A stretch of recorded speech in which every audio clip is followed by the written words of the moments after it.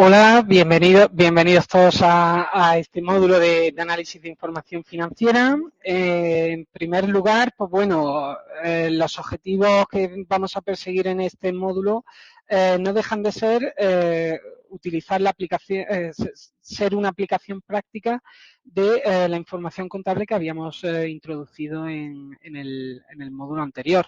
En el tema anterior habíamos comentado, pues bueno, cómo se formula la información contable, cómo se trabaja, cuál es el método contable, cómo los distintos elementos patrimoniales de la empresa se organizan en forma del activo, el pasivo, el patrimonio neto, los ingresos y los gastos, y cómo estos distintos elementos ya reorganizados en estas cuentas dan lugar, permiten plasmar a la empresa sus estados financieros y la contabilidad financiera con la que la empresa emite su información, emite la información contable al exterior para cualquier tipo de usuario de esta información contable y que tiene por finalidad pues transmitir una imagen fiel de cuál es la situación patrimonial, la situación económica y financiera de la empresa.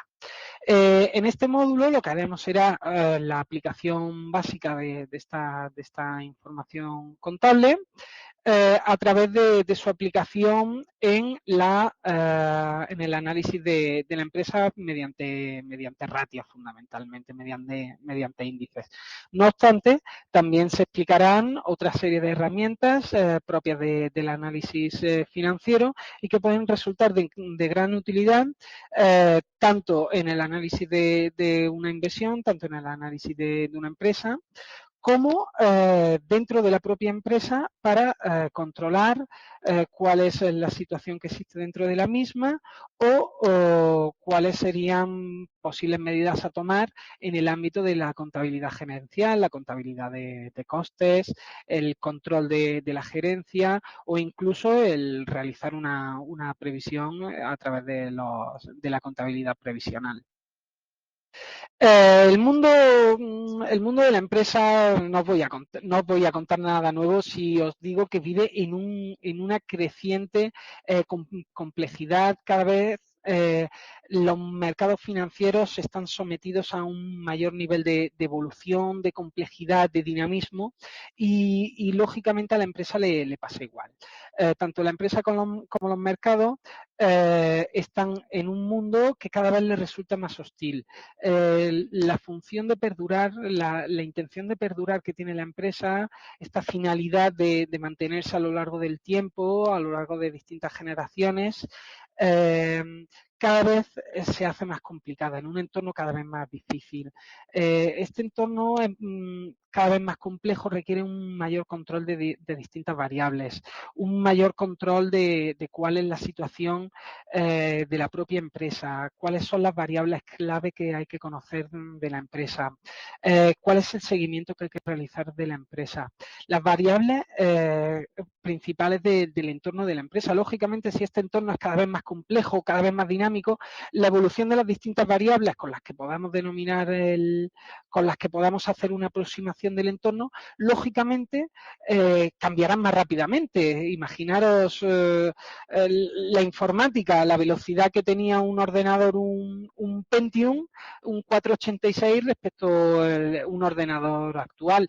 El tiempo que tarda el ordenador en realizar un cálculo, lógicamente, en este ordenador de hace 10 o 15 años, este Pentium 486, esa velocidad de cálculo era muy inferior a la que puede tener cualquier ordenador de hoy en día. Pues básicamente la situación que nos encontramos en la empresa y en los mercados es la misma. ¿Cómo cambiaban, por ejemplo, la situación macroeconómica hace 10 o 15 años?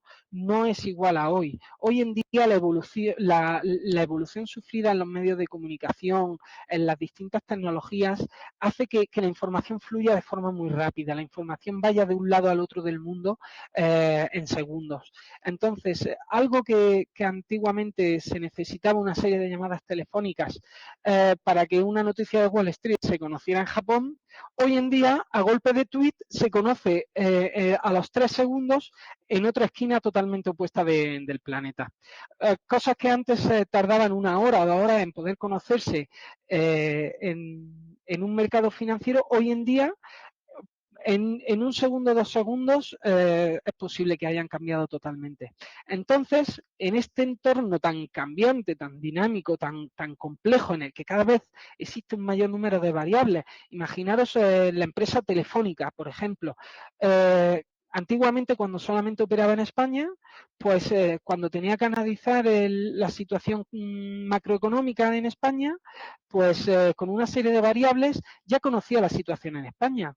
¿Qué ocurre? Ahora que opera en 20 o en 30 países diferentes, que opera en Europa, que opera en Sudamérica, lógicamente un análisis macroeconómico del entorno que rodea a Telefónica será muchísimo más complejo, puesto que será un entorno macroeconómico para uno de los distintos mercados en los que está operando, y en cada uno de los mercados no tienen por qué coincidir las variables con las cuales conoceríamos el entorno que rodea a Telefónica. Es por tanto necesario realizar un mayor trabajo de adaptación al entorno. Es necesario conocer un mayor número de variables, es cada vez necesario controlar un mayor volumen de información, puesto que estas variables están continuamente cambiando. De forma que sobrevivir o incluso llegar a mejorar la situación de la empresa en la situación actual es cada vez más complicado. El entorno de la empresa habíamos visto que se podía diferenciar en torno al número de variables que le afectan o con las que se puede aproximar y la velocidad con la que van cambiando estas variables. Aquí vemos un análisis según su dinámica. Vemos que este análisis permite dividir los entornos que rodean a la empresa en tres tipos de entornos. Un entorno estable, un entorno reactivo adaptativo, que sería un estado intermedio, y un estado inestable. Lógicamente, el estado estable será aquel que varíe pues, que esté definido por un menor número de variables. Estas variables son más estáticas, son menos variables, es más sencillo de este modelo que podría permitir conocer más o menos a grandes rasgos el entorno que rodea a la empresa. Sería un modelo más facilito, por así decirlo. Menor número de variables y unos menores cambios a lo largo del tiempo. Sin embargo, la situación intermedia, pues ya empiezan a haber un mayor número de variables. Lógicamente, al haber un mayor número de variables y al variar estas con mayor frecuencia en el tiempo, pues el análisis que podemos realizar de estas variables, pues es un análisis que tiene que ser más continuado, tiene que ser realizado con mayor frecuencia.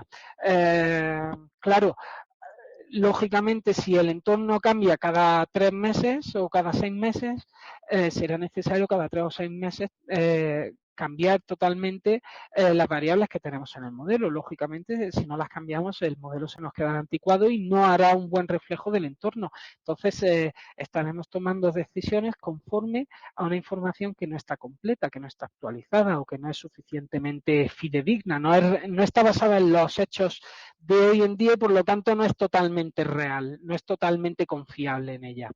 Y finalmente nos encontraríamos con el entorno que es más dinámico, que es más variable. Lógicamente, esta situación del entorno inestable hace que las variables cambien continuamente. Imaginaros el año 2007 o 2008 en los mercados financieros. Era un año de total inestabilidad. Continuamente estaban llegando información de distintos mercados, continuamente esta información iba interactuando entre ellas, cada vez tenía un carácter más complejo, una afectaba a la otra, con lo cual, según se iba generando una nueva información, cambiaba totalmente lo anterior. Con lo cual, en estos entornos inestables, al final, prácticamente nos encontramos obligados a realizar un reajuste del modelo o realizar un estudio de entorno prácticamente a diario, con forma semanal, con una periodicidad como muchísimo mensual, puesto que al mes estaría totalmente obsoleta la información con la que estaríamos trabajando. Entonces, en estos mercados inestables, lo que vemos es que, claro, eh, no podemos realizar una previsión a largo plazo, no se puede realizar una previsión a medio plazo, puesto que si la situación, el entorno ha cambiado totalmente en un mes, realizar una previsión a un año será algo totalmente desacertado, algo que si coincide con la realidad sería prácticamente por suerte, no por una casualidad, no tendría ninguna significación a nivel de predicción. Mientras, por contra, nos podríamos encontrar que es posible realizar estimaciones y predicciones en los entornos estables o incluso en los estados reactivos adaptativos, previsiones a corto, medio plazo e incluso a largo plazo en el caso de los estables. Lógicamente, en el caso de los inestables veremos que prácticamente es necesario la toma de decisiones continuada, diaria, la necesidad de generación de información prácticamente de un día para otro y por lo tanto al no poderse realizar una predicción o una planificación a corto plazo, medio plazo, pues básicamente será necesario pues ir tomando decisiones día tras día e ir pues realizando pues bueno toma de decisiones en unas circunstancias con una información pues bastante limitada. Es por lo tanto por lo que se considera que son los entornos más complejos, puesto que por la variabilidad en el presente y la futura es prácticamente imposible la toma de decisiones con una cierta coherencia, que siga una cierta estrategia a mantener a lo largo del tiempo. Es continuamente necesario ir readaptándose.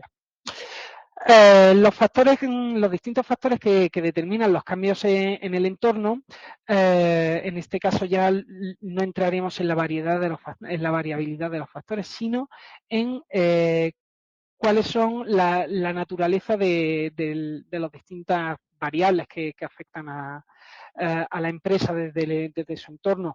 Estas variables pueden ser del origen interno de la empresa o pueden ser del entorno externo a la empresa. El entorno interno serían aquellas variables, aquellos factores que son internos a la propia empresa, como por ejemplo, imaginaros, la productividad es la productividad que tienen los trabajadores de la empresa o la maquinaria de la empresa, pues determina el nivel de producción y, por tanto, el nivel de ventas máxima que se pueden realizar en un periodo. El coste de la mano de obra, por ejemplo, sería algo del entorno interno de la empresa, ya que existe una relación contractual entre la empresa y sus trabajadores. El coste de las materias primas o de la energía. Imaginaros un incremento en el coste de la energía o un incremento en el coste de la materia prima, por ejemplo, el petróleo.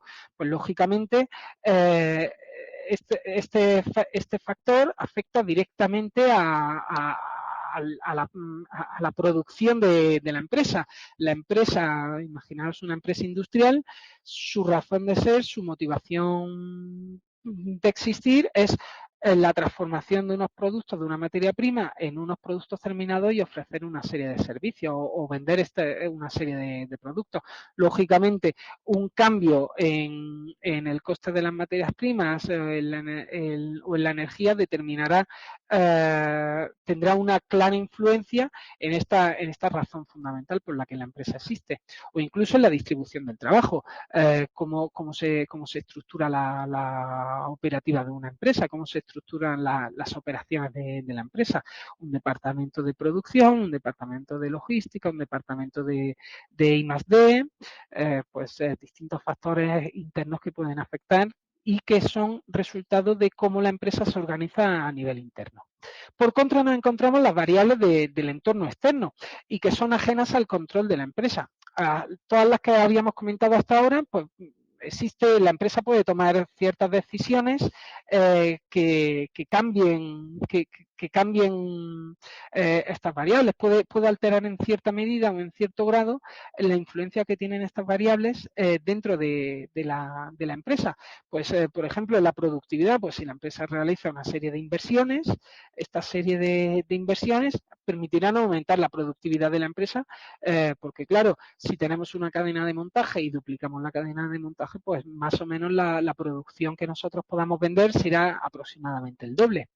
O la mano de obra, pues si se decide realizar una serie de inversiones en una maquinaria, pues nos sobrará mano de obra, o con la mano de obra existente, con la nueva maquinaria, pues se podrá producir más, o con la nueva maquinaria se puede prescindir de mano de obra que existía previamente, por lo tanto se disminuirían los costes de la mano de obra y cambiaría la estructura de los ingresos y de los costes de la producción. Por lo tanto, si los ingresos se mantienen constantes y los costes debido a la mano de obra disminuyen, incrementaría el margen comercial que tiene la empresa. Al aumentar el margen comercial y mantenerse las ventas o la producción constante, se obtendría un mayor nivel de rentabilidad.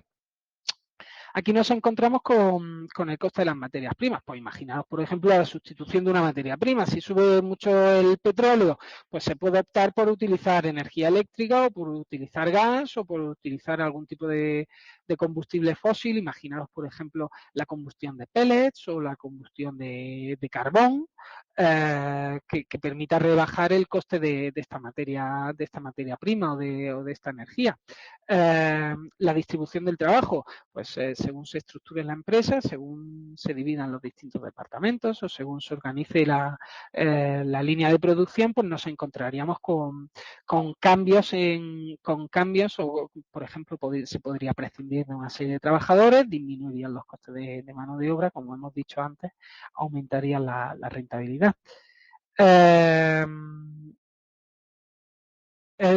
Estoy viendo, José Albeiro, que preguntas qué tipo de cambios socioculturales pueden aparecer.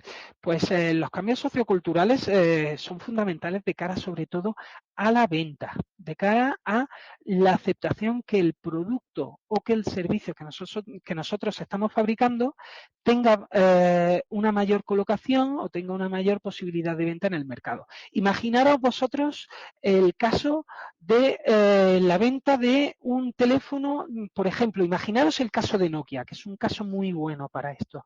El cambio tecnológico que se produjo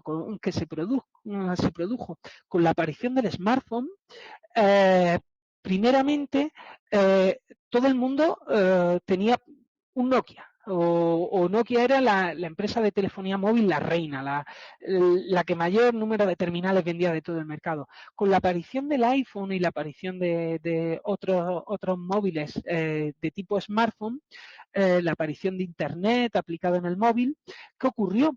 Pues de primeras, Nokia continuó manteniendo su primacía en el mercado, se continuó vendiendo muy bien sus productos, pero al año, menos de 2 años, según se fue popularizando la utilización sobre todo del iPhone y de la BlackBerry, hubo un cambio sociocultural. La gente no quería un teléfono que no tuviera internet. La gente no quería un teléfono que no tuviera una conexión a su cuenta de correo electrónico. Entonces, este cambio sociocultural lo que hizo fue que BlackBerry y iPhone pasaron a ocupar el puesto de gran productor mundial de teléfonos en detrimento de Nokia.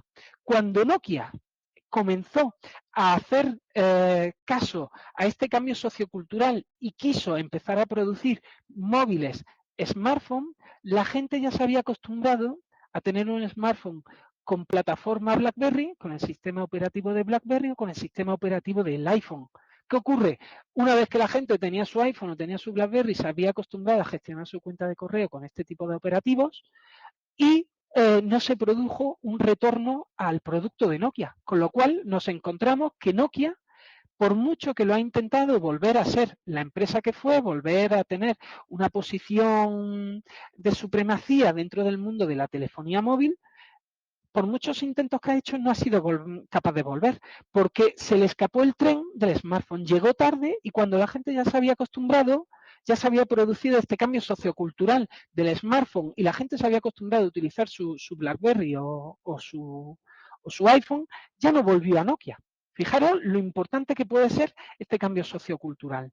Este cambio sociocultural del que os estoy hablando de la telefonía móvil es derivado del cambio que se produce a nivel tecnológico. Fijaros, el cambio en la tecnología de tener un teléfono móvil en el cual existe un terminal con datos y un terminal sin datos, la gente se acostumbra a tener un terminal con datos. Este terminal con datos te permite conectarte a Internet y a tu cuenta de correo y, claro, la gente se acostumbra rápidamente a esta nueva tecnología y no quiere la tecnología que había antes.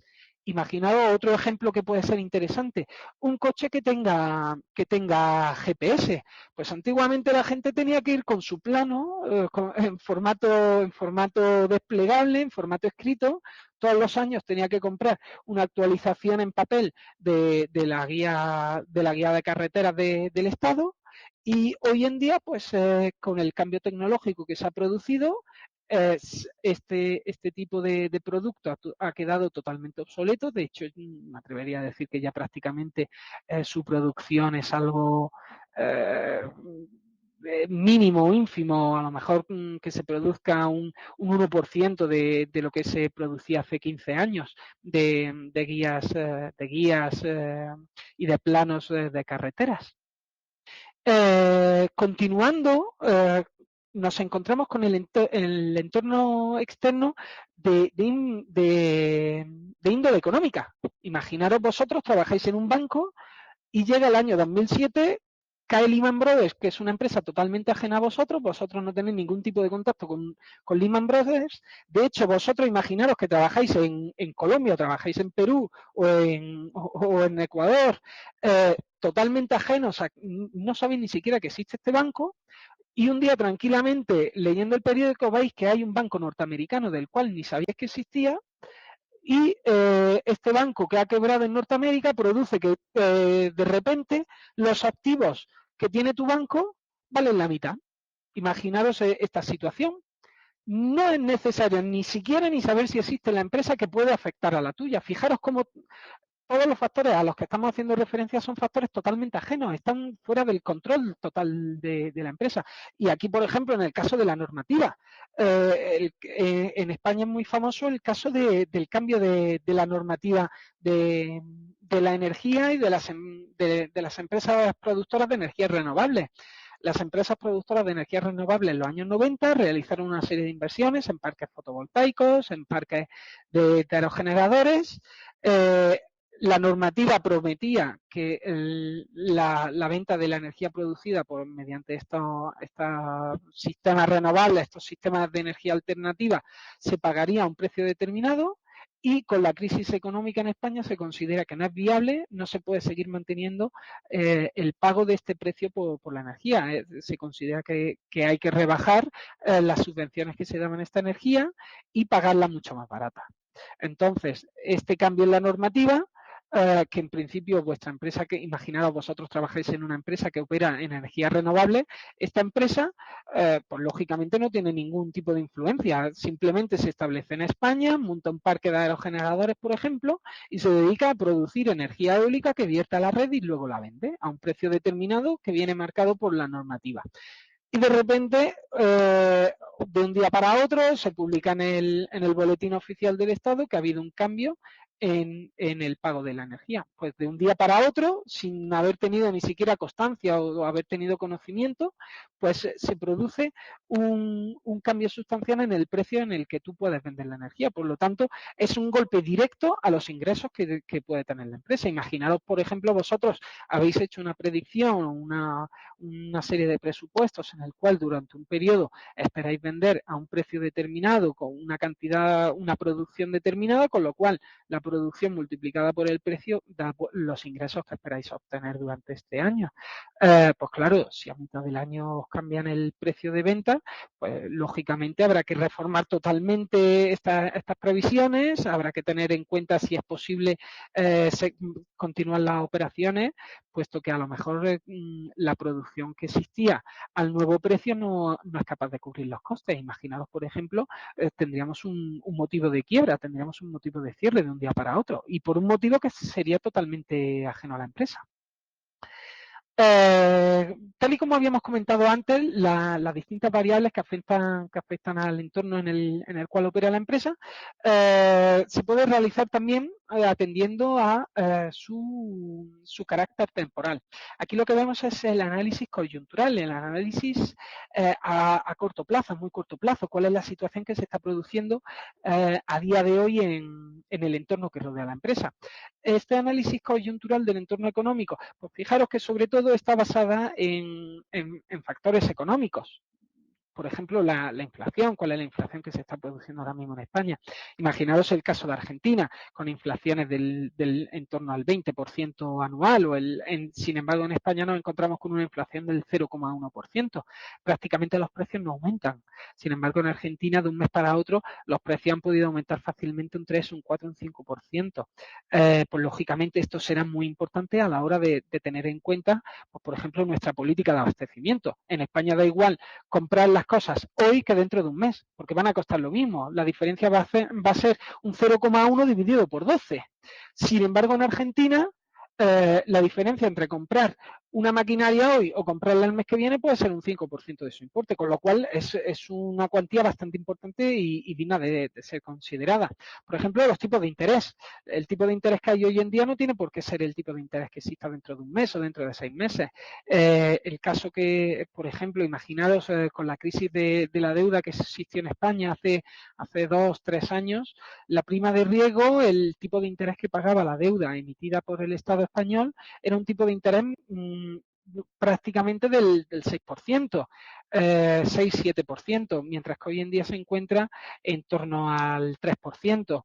Entonces, claro, el tipo de interés que pague hoy no tiene por qué ver con el tipo de interés que yo pueda pagar dentro de un mes. Imaginaos que de un día para otro pues existe, por ejemplo, la quiebra de algún banco, como ocurrió en Estados Unidos con Lehman Brothers, o alguna gran empresa que tiene problemas. Pues esto lógicamente puede afectar a la percepción de riesgo de España y lógicamente tener una repercusión en la prima de riesgo y por tanto en los tipos de interés.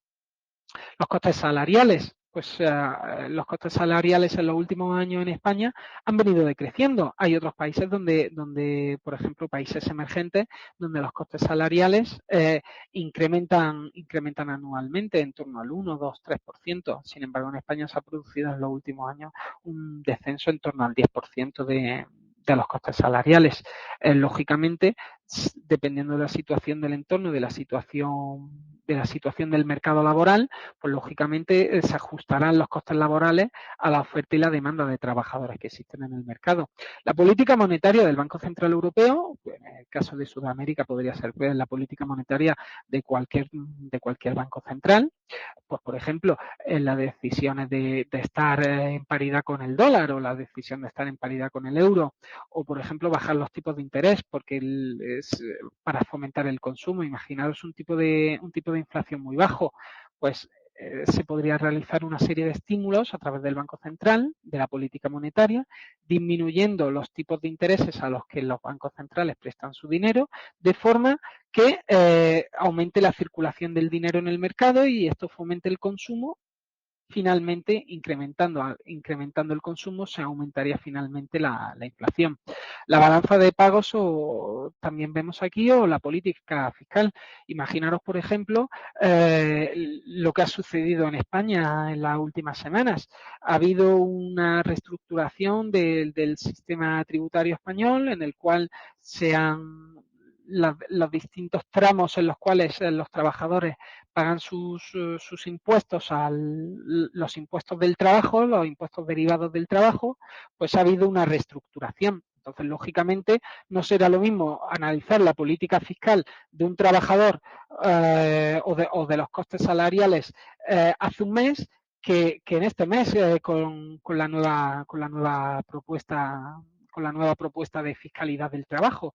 Lógicamente, todo este tipo de cambios es necesario tenerlo eh, muy estudiado cuáles son las posibles modificaciones que pueden surgir. Por ejemplo, la modificación del de la política fiscal a los trabajadores, se venía hablando que se iba a presentar, pero se venía hablando durante los 2 últimos años, se comentaba que en efecto el gobierno pretendía, pero que no se daban las circunstancias.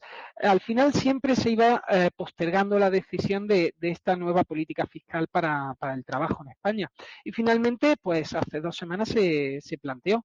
Entonces, claro, es importante el estar abiertos a estos cambios que se pueden producir de un día para otro en el entorno, en las variables que definen el entorno en el que opera la empresa. Aquí vemos el análisis estructural. Serán el análisis a largo plazo de las variables que definen el entorno de la empresa.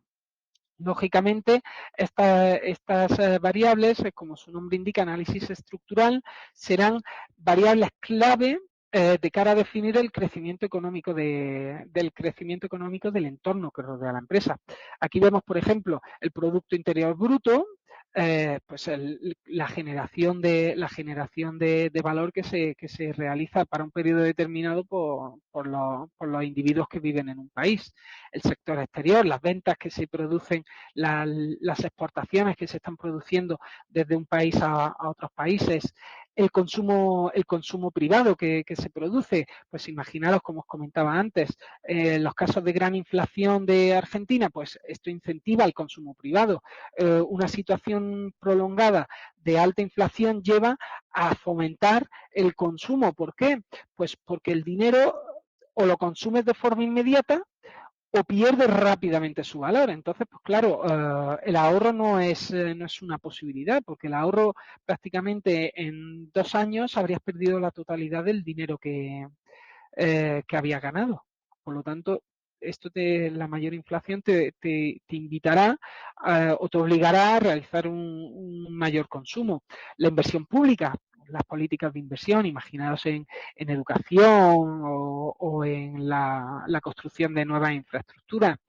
El sector público en sí mismo, los gastos que realice, las inversiones que realice el sector público. Imaginaros, por ejemplo, la inversión en sanidad, la inversión que se pueda realizar en educación, como os comentaba antes. Lógicamente, aquí cuando hablamos de inversión podría referirse al sector público o bien al sector privado. Imaginaros el caso en el que una serie de empresas se junten para realizar una nueva autopista, una autopista, por ejemplo, de peaje. Pues este sería el caso de inversión privada en el cual se está creando una nueva condición a largo plazo, porque esta autopista es una inversión que estaría ahí con una finalidad de pervivencia. Una autopista no se construye para demolerla a los 5 o los 10 años, sino que se construye para que perviva ahí durante 100 años, 200 años o todos aquellos que sea posible, siempre y cuando se mantenga la existencia del coche, del vehículo. Estoy viendo, José Albeiro, ¿qué impacto existe si una empresa paga salarios altos o bajos? Pues, lógicamente, es un factor, en cierta medida puede depender, es un factor externo, en la medida en el que la empresa no siempre puede determinar los precios a los que va a contratar a un trabajador, dependerá de la disponibilidad de trabajadores que haya en el mercado, dependerá de la ley de la oferta y la demanda, de que otras empresas estén pidiendo el mismo perfil de trabajador, de que exista una demanda de ese perfil de trabajador y por lo tanto al existir mayor demanda tendrás que aumentar el salario para lograr atraer que este trabajador venga a tu empresa.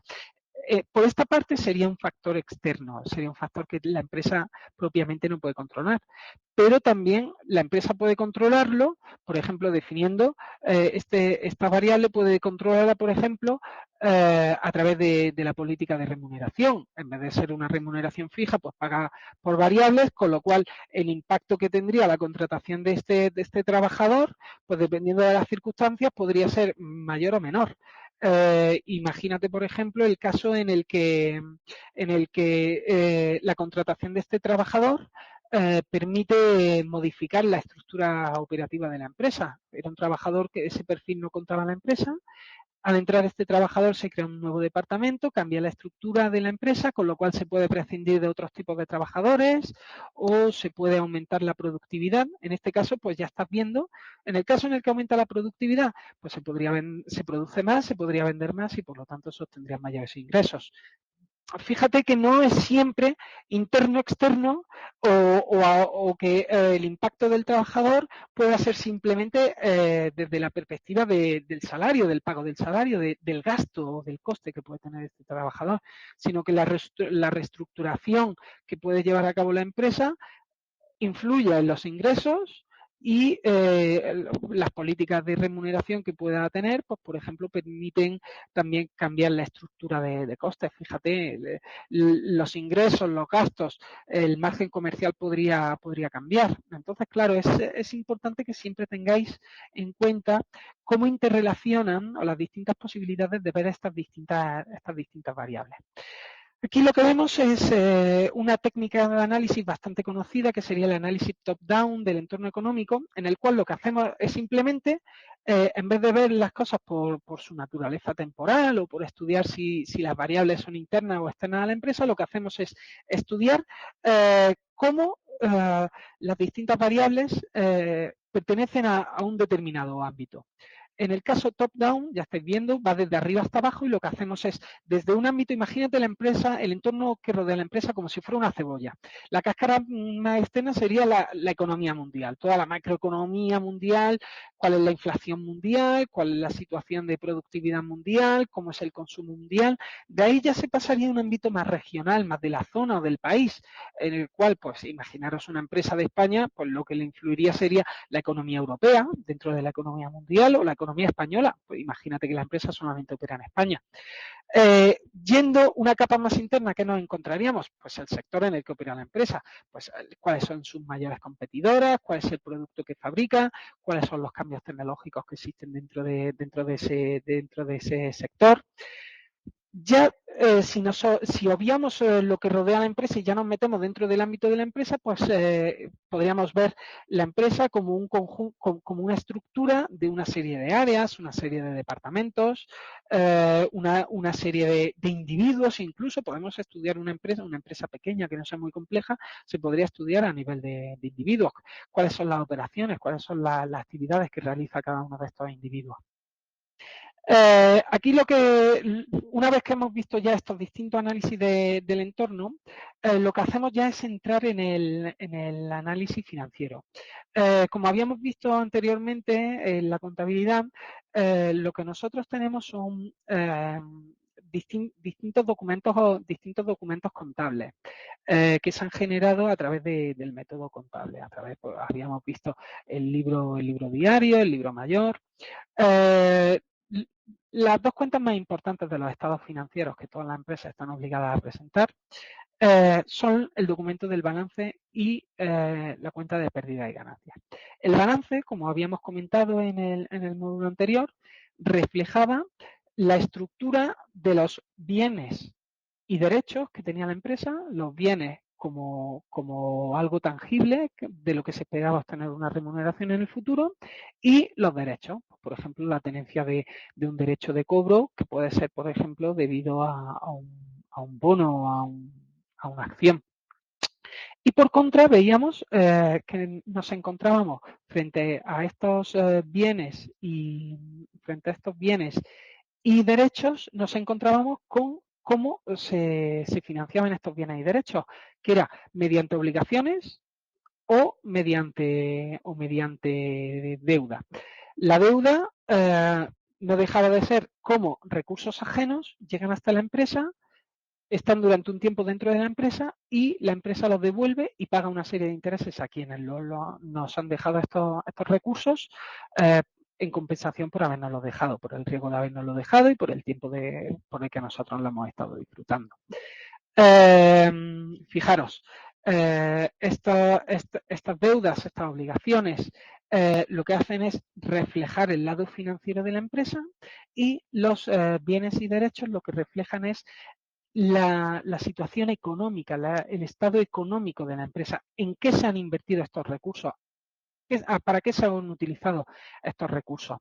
Por contra, nos encontramos con la otra cuenta que sería las pérdidas y ganancias. Recordad del módulo anterior los ingresos y los gastos que teníamos. La cuenta de pérdida y ganancias lo que hace es informar de las distintas operaciones que se han realizado en un periodo determinado entre la empresa y su entorno, empresas que han generado operaciones que han generado una serie de ingresos y operaciones que han generado una serie de gastos. Por ejemplo, la venta de un lote producido por la empresa generará una serie de ingresos y el pago de los trabajadores generará una serie de gastos en concepto de mano de obra. Lógicamente, estas distintas operaciones serán ordenadas según su origen y darán lugar, según una estructura determinada, a la cuenta de pérdida y ganancia. El análisis financiero normalmente o generalmente se acepta que se divida en tres áreas diferentes. El análisis de la rentabilidad, el análisis del riesgo y el de las fuentes y la utilización de los fondos. El análisis de la rentabilidad lo que hace referencia es a la rentabilidad que han obtenido los inversores por su inversión. Es decir, la rentabilidad, los beneficios económicos que están generando los activos que tiene la empresa. El inversor entra dentro de un proyecto, dentro de una empresa, esperando una determinada rentabilidad. Y esta rentabilidad a la que espera acceder gracias a ceder sus fondos temporalmente a la empresa, ya sea como una deuda o como el pago de una acción, formando parte de la propiedad de la empresa, esta rentabilidad será generada por los bienes y por las obligaciones que tiene la empresa y cuya gestión a lo largo del tiempo irá generando una serie de beneficios para la empresa y estos beneficios generan una serie de rentabilidades. Luego nos encontramos con el análisis del riesgo. El análisis del riesgo lo que hace es evaluar la capacidad que tiene la empresa de hacer frente a sus obligaciones, a sus deudas. Lógicamente, la generación de la rentabilidad, la generación de beneficios de los bienes y de los derechos es lo que permite pagar las distintas obligaciones y las deudas que tiene contraídas la empresa. Si la rentabilidad, si los beneficios que generan los bienes y los derechos de la empresa no son suficientes para pagar las obligaciones y la deuda que tiene la empresa, esta empresa dará en quiebra. Por lo tanto, el análisis del riesgo de la empresa, la finalidad última es evaluar si los beneficios de los bienes y de los derechos son capaces de hacer frente a las deudas y a las obligaciones de la empresa. Y finalmente, fijaros que la rentabilidad solamente tenía en cuenta los activos, solamente los bienes y derechos. El análisis del riesgo lo que hace ya es relacionar si los activos son capaces de pagar